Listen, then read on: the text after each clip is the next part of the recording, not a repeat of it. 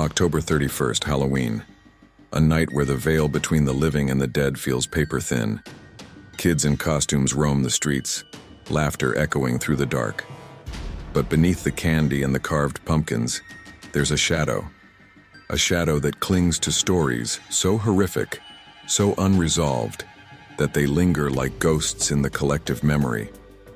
In this episode, we're diving into 6 cases, murders that festered in the dark for decades, unsolved, unavenged, until they were finally solved on Halloween.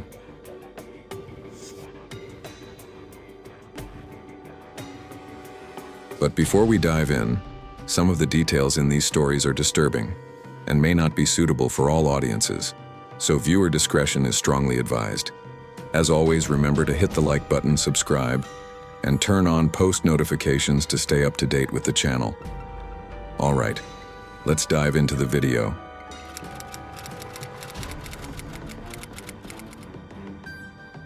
October 31st, 1955, Seaford, Long Island. The air is crisp, filled with the smell of fallen leaves and candy wrappers. Marilyn Damon, a 22-year-old mother, pushes a stroller through the quiet streets. Her 2 children, 2-year-old Stephen and 7-month-old Pamela, are bundled up, blissfully unaware of the world's darkness. It's Halloween and Marilyn needs to grab a few things from the store. She parks the stroller just outside, steps in for what she thinks will be 10 minutes. When she returns, Pamela is gone. Stephen is still there, unharmed but alone. The stroller's blanket is askew, as if someone moved in a hurry. Panic sets in. Police swarm the area, neighbors join the search, but Pamela has vanished. Weeks later, a grim discovery: a tiny body in a wooded lot, decomposed, strangled, and sexually assaulted. The brutality is unthinkable. A baby, not even a year old, targeted in broad daylight. Long Island reels. Parents clutch their kids tighter. Halloween, once a night of innocent fun, now feels tainted. The investigation stalls fast. No witnesses, no fingerprints, no suspects. The 1950s lacked the tech we take for granted today. DNA wasn't even a concept.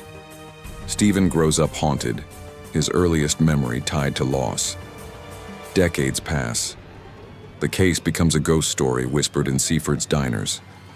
Then, on October 31st, 2022, 67 years to the day, Nassau County detectives announced a breakthrough.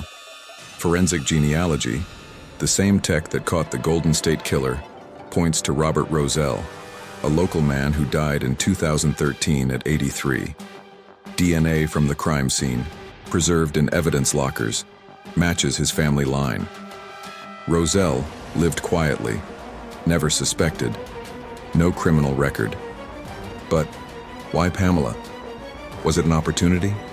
A sick impulse? We'll never know. He took his secrets to the grave. For Stephen, now in his 60s, the news is a double-edged sword. Closure, but no justice. The Halloween timing feels like a cosmic nod, as if Pamela's spirit demanded to be heard. This case set the tone for our journey tonight. A crime so monstrous it scars a community forever. But we're just getting started. Let's move to Oklahoma, where another Halloween night hid a predator in plain sight.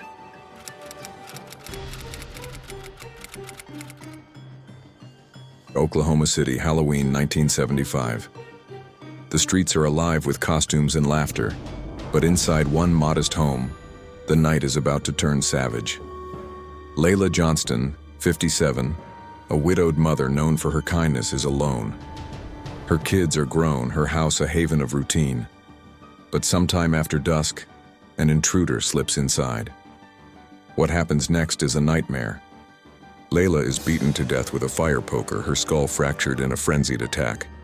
Furniture is overturned. Blood pools on the carpet. There's no sign of robbery.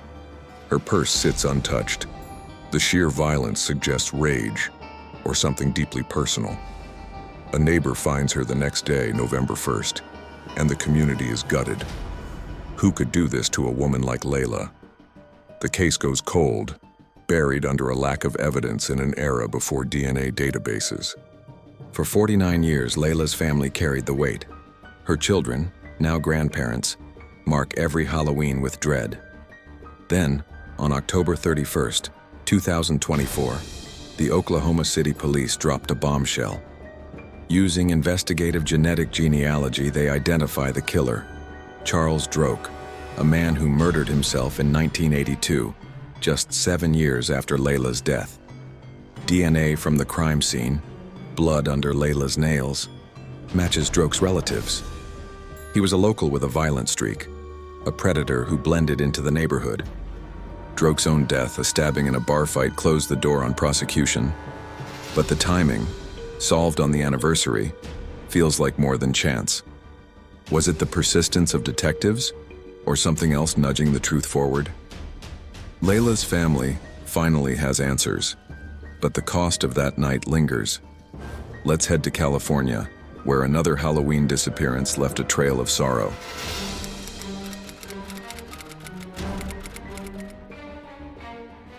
October 31st, 1979, Riverside County, California. 17-year-old Esther Gonzalez is at a Halloween party, laughing with friends, her whole life ahead of her. She decides to hitchhike home, a common choice in the free-spirited 70s, but a decision that will cost her everything. By morning, she's gone. Days later, her body is found off Highway 243 in a desolate stretch of desert. She's been strangled, sexually assaulted, her clothes missing. The scene screams opportunism, a predator who saw a chance and took it. The investigation is chaotic. Hitchhiking cases are hard to crack. No witnesses, no cameras. Esther's family is shattered, her younger siblings growing up with her absence as a constant shadow. The case fades into Riverside's cold case files, another tragedy lost to time. But on October 31st, 2024, 45 years later, the Riverside County Cold Case team made a stunning announcement. Forensic genealogy points to Louis Randy Williamson, a drifter who died in 2014. DNA from the crime scene, preserved on Esther's clothing, matches his family tree. Williamson had a history of assaults, a ghost moving through California's underbelly. He was never on the radar for Esther's murder, but the evidence is undeniable.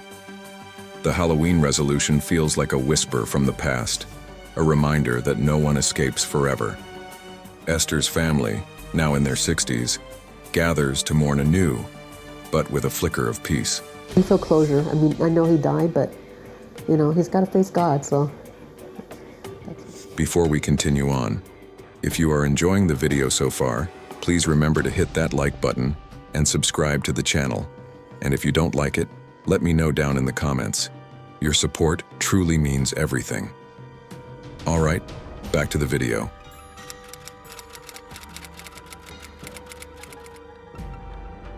Monsey, New York, October 30th, 1986. The Skverer Yeshiva, a haven for Orthodox Jewish boys, is quiet. Chaim Weiss, a 15-year-old student from Austria, is settling into his dorm room.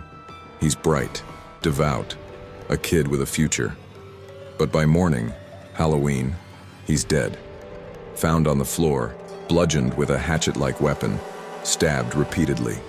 The attack is personal, brutal, inside a locked dormitory. No forced entry. The killer knew the building. The yeshiva is a fortress of faith, making the crime unthinkable. Was it a student? A staff member? The community closes ranks, but suspicion poisons the air. Leads fizzle, and Chaim's father, a Holocaust survivor, buries his son, vowing answers. For 24 years, the case haunts Monsey. Then, on October 31st, 2010, a breakthrough. Advanced DNA testing on the betting points to David Brody, a 41-year-old local who attended the yeshiva in '86. Confronted, Brody confesses but claims he blacked out. He's convicted, sentenced to 25 years to life. Why Chaim? Jealousy? A grudge? The motive stays murky, but the Halloween resolution feels like a reckoning. Chaim's father, now frail, visits his grave, whispering thanks to a God who finally listened. 2 cases left, and the darkness deepens. Let's go to New Mexico, where a child's innocence was stolen just before Halloween.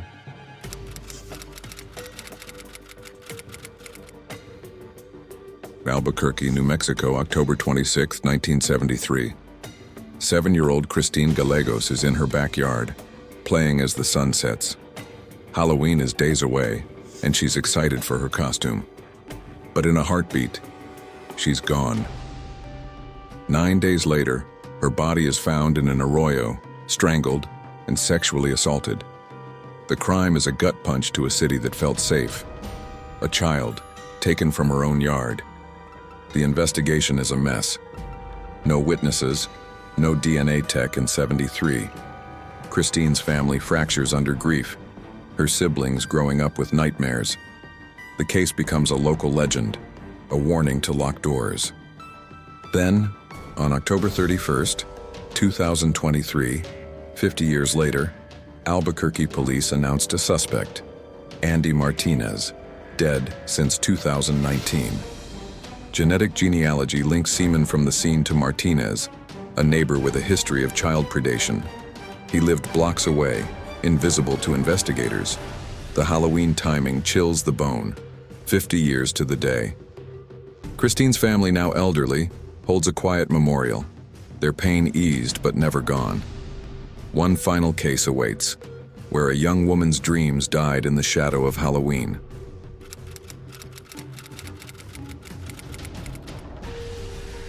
North Aurora, Illinois, November 1st, 1979. Kathy Howley, 19, a college student with dreams of nursing, spends Halloween night at a party. She returns to her apartment, unaware she's not alone. By morning, she's dead, sexually assaulted, strangled, her body bearing marks of a vicious struggle. The post-Halloween chaos muddies the investigation. No witnesses, no DNA in 79. The case goes cold. Kathy's family left to mourn in silence. For 45 years, Kathy's parents dreaded Halloween.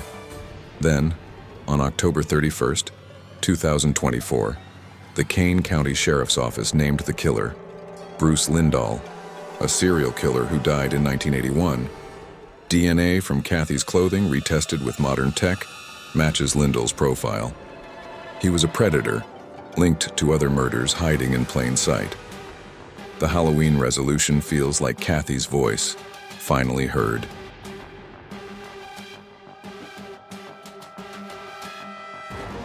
Thank you so much for watching. If you enjoyed this video and want to see more, then check out these videos on the screen now. If you have a topic suggestion, please send it to the email in the description. And as always, remember to like, share the video, and subscribe to our channel. And remember, the only thing scarier than this story is missing out on our next video.